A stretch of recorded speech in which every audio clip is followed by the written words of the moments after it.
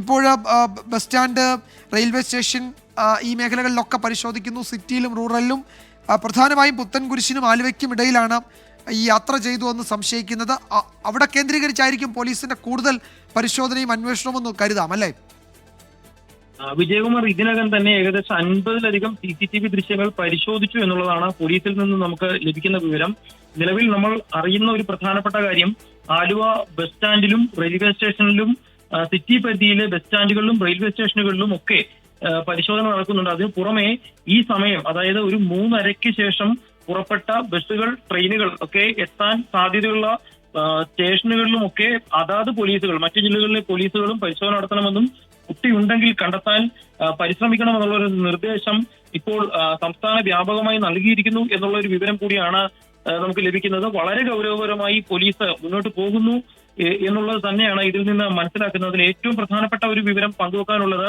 പുത്തൻകുരിശിനും ആലുവയ്ക്കും ഇടയിലാണ് ഏറ്റവും പ്രധാനപ്പെട്ട പരിശോധന നടക്കുന്നത് എന്നുള്ളതാണ്. കാരണം അവിടെ നിന്ന് മുന്നോട്ട് പോകാൻ വലിയ സാധ്യത ഇല്ല എന്ന് പോലീസ് തന്നെ പറയുന്നു. പക്ഷേ അപ്പോൾ പോലും കുട്ടി ഏതെങ്കിലും തരത്തിൽ നഷ്ടപ്പെട്ടിട്ടുണ്ടെങ്കിൽ, അത് മറ്റാരെങ്കിലും കുട്ടിയെ ദുരുപയോഗം ചെയ്തിട്ടുണ്ടെങ്കിൽ, അത് ബസ്സിലോ ട്രെയിനിലോ മറ്റോ കുട്ടിയെ മുന്നോട്ട് കൊണ്ടുപോകാൻ സാധിച്ചിട്ടുണ്ടെങ്കിൽ അത് മറ്റു ജില്ലകളിലേക്ക് എത്താനുള്ള സമയം കേന്ദ്രീകരിച്ച് ഇപ്പോൾ പ്രധാനപ്പെട്ട പോലീസ് സ്റ്റേഷനുകളിലും ബസ് സ്റ്റാൻഡുകളിലും ഒക്കെ മറ്റു ജില്ലകളിലും പരിശോധനയ്ക്കുള്ള നിർദ്ദേശം നൽകിയിരിക്കുന്നു. അതുമായി ബന്ധപ്പെട്ടുള്ള നിർദ്ദേശം പോലീസ് ആസ്ഥാനത്ത് നിന്നാണ് നൽകിയിരിക്കുന്നത് എന്നുള്ളതാണ് നമുക്ക് ലഭിക്കുന്ന വിവരം. ഏതായാലും വലിയ രീതിയിൽ പരിശോധനകൾ നടക്കുന്നു. അതിപ്പോൾ എറണാകുളം ജില്ലയ്ക്ക് പുറത്തേക്ക് അന്വേഷണം വ്യാപിപ്പിക്കുന്നു എന്നുള്ള ഒരു പ്രധാനപ്പെട്ട വിവരം കൂടി ഈ സമയത്ത് നമുക്ക് പങ്കുവെക്കാനുണ്ട്. ഏതായാലും ഈ രാത്രി എല്ലാവരും വലിയ രീതിയിൽ ഒരു കുഞ്ഞിനു വേണ്ടി ഇറങ്ങി തിരിച്ചിരിക്കുന്നു. അതിൽ കൂടുതൽ ആളുകൾ ഇറങ്ങുന്നു, കൂടുതൽ പോലീസ് ഇറങ്ങുന്നു എന്നുള്ളത് തന്നെയാണ് നമുക്ക് പങ്കുവെക്കാനുള്ള വിവരം. അത് നാടൊന്നാകെ ഒരു കുഞ്ഞിനു വേണ്ടി, 3 വയസ്സുകാരി കല്യാണിയെ കണ്ടെത്തുന്നതിന് വേണ്ടിയുള്ള തിരച്ചിൽ നടത്തുന്നു എന്നുള്ളതാണ്. പക്ഷേ ഇതിൽ പോലീസിനെ സഹായിക്കുന്ന വിവരങ്ങൾ മാത്രമേ പങ്കുവെക്കാവൂ എന്നുള്ളൊരു അഭ്യർത്ഥന പോലീസ് വെക്കുന്നുണ്ട്. കാരണം തെറ്റായ വിവരങ്ങൾ അന്വേഷണത്തെ പ്രതികൂലമായി ബാധിക്കും. അതുകൊണ്ട് തന്നെ ഉറപ്പില്ലാത്ത ഒരു വിവരങ്ങളും പങ്കുവെക്കരുത് എന്നുള്ളൊരു അഭ്യർത്ഥന കൂടി പോലീസിന്റെ ഭാഗത്ത് നിന്ന് ഉണ്ടാകുന്നുണ്ട്. അത് കേന്ദ്രീകരിച്ചുള്ള അന്വേഷണമാണ് പോലീസ് സകല സംവിധാനങ്ങളും ഉപയോഗിച്ചിപ്പോൾ നടത്തിക്കൊണ്ടിരിക്കുന്നത്. സാധിക്കുന്നവരൊക്കെ ഈ കുഞ്ഞിനു വേണ്ടിയുള്ള അന്വേഷണം ഈ നേരത്തെ നമ്മൾ പറഞ്ഞ തിരുവാങ്കുളം, ആലുവ ഉൾപ്പെടെയുള്ള സ്ഥലങ്ങളിൽ നടത്തണം.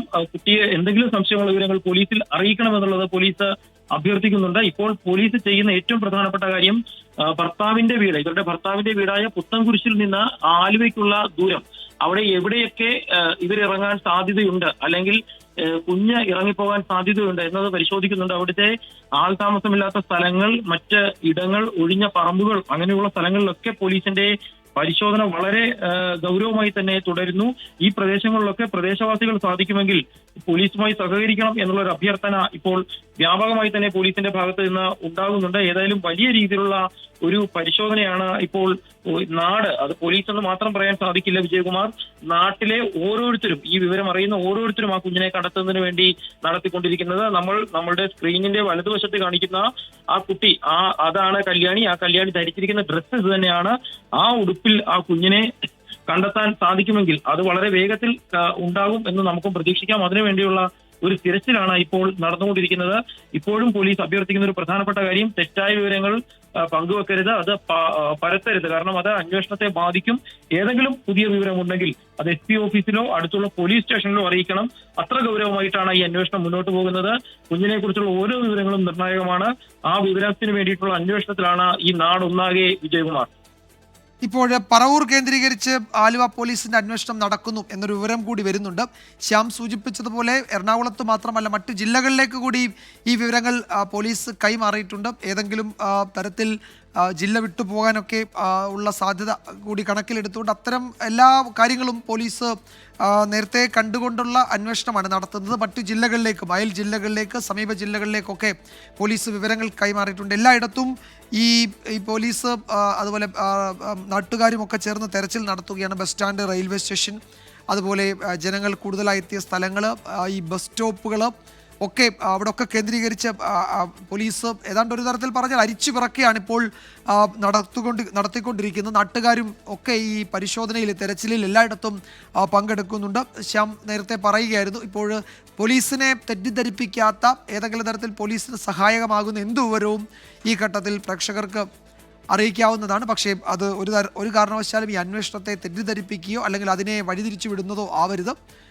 എല്ലാവരും സൂചിപ്പിക്കുന്ന പോലെ പോലീസ് ആ കുഞ്ഞിൻ്റെ അമ്മയുടെ പക്കൽ നിന്നും കൂടുതൽ വിവരങ്ങൾ ശേഖരിക്കാനുള്ള ശ്രമം നടത്തുകയാണ്. ഒരു തവണ നൽകുന്ന മൊഴിയല്ല അടുത്ത തവണ ചോദിക്കുമ്പോൾ അവർ പറയുന്നത് എന്നൊരു പ്രശ്നമുണ്ട്. അത് അവരുടെയും കുഴപ്പമല്ല. അത്തരം ചില ആരോഗ്യ മാനസിക പ്രശ്നങ്ങൾ നേരിടുന്ന ഒരാളായതുകൊണ്ടാണ്. അപ്പോൾ അവരിൽ നിന്ന് കൂടുതൽ വിവരങ്ങൾക്ക് വേണ്ടി പോലീസ് കാത്തിരിക്കുക.